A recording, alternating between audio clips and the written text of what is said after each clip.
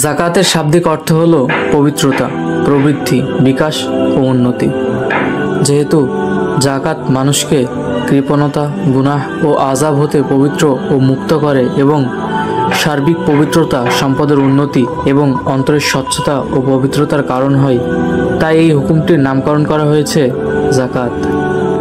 কার উপর জাকাত দেওয়া ফরজ?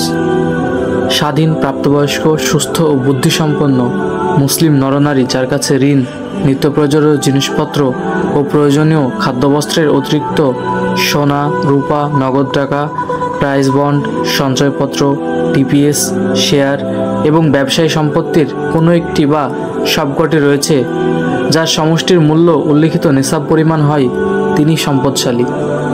এ পরিমাণ সম্পদ 1 বছর স্থায়ী হলে বা বছরের শুরু ও শেষে থাকলে বছর শেষে জাকাত দিতে হবে।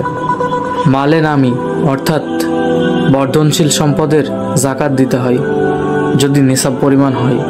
ইসলামী শরিয়া মোতাবেক বর্ধনশীল সম্পদ হচ্ছে: 1. স্বর্ণ ও রূপা, 2.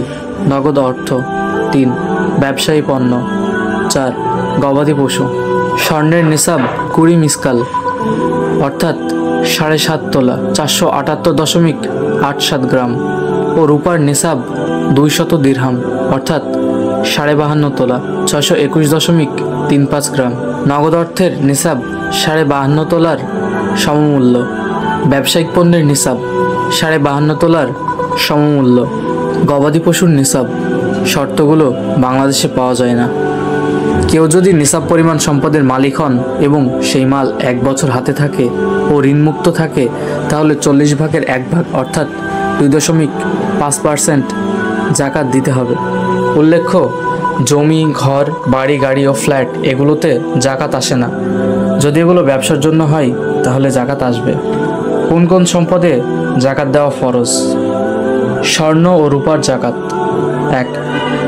যদি কারো কাছে শুধু স্বর্ণ 7.5 তোলা বা তার বেশি পরিমাণ থাকে, তাহলে বছরান্তে সম্পূর্ণ স্বর্ণের 40 ভাগের 1 ভাগ বা তার মূল্য শতকরা 2.5 টাকা হারে জাকাত আদায় করবে। 2.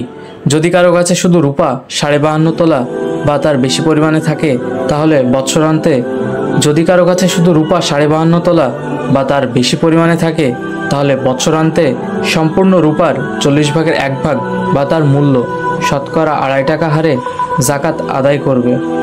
উল্লেখ্য যে স্বর্ণ ও রূপা চাই ব্যবহারের জন্য কারো কাছে থাকুক বা ধন দৌলত সংরক্ষণের স্বরূপ ব্যবসায় নিয়ত থাকুক, অথবা কাউকে হাদিয়া, উপঢৌকন হিসাবে দেওয়ার জন্য গহনা অলংকারের রূপে বিদ্যমান থাকুক বা মুদ্রার আকারে বিদ্যমান থাকুক, সর্বাবস্থায় এগুলো পূর্বোক্ত নিসাব পরিমাণ হলে এগুলোর উপর জাকাত ফরজ হবে।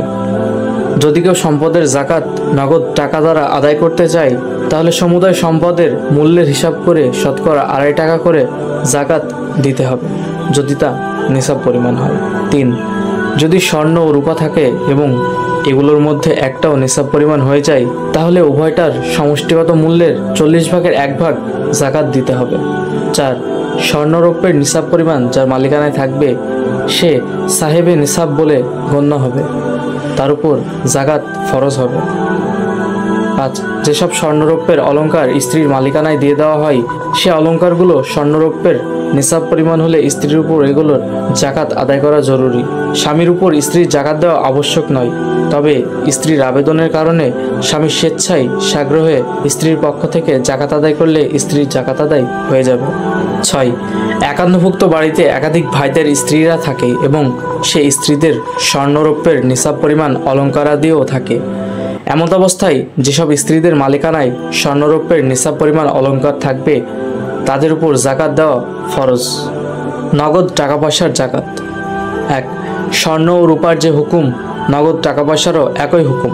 সুতরাং যদি কারো কাছে প্রয়োজনের অতিরিক্ত নিসাব পরিমাণ অর্থাৎ 52.5 তোলা রূপার মূল্যের সমপরিমাণ নগদ টাকা পয়সা থাকে, তাহলে বৎসরান্তে তার উপর জাকাত ফরজ হবে। 2. এমনিভাবে সঞ্চয়ের উদ্দেশ্যে লটারির টিকিট বা এ ধরনের কোনো সার্টিফিকেট খরিদ করে রাখলে বৎসরান্তে তার উপর জাকাত দেওয়া ফরজ হবে। বিক্রয় দরের হিসাবে জাকাত দিতে হবে। মোহাম্মদ রাফি হাসান, অনলাইন ডেস্ক, মেহেরপুর প্রতিদিন।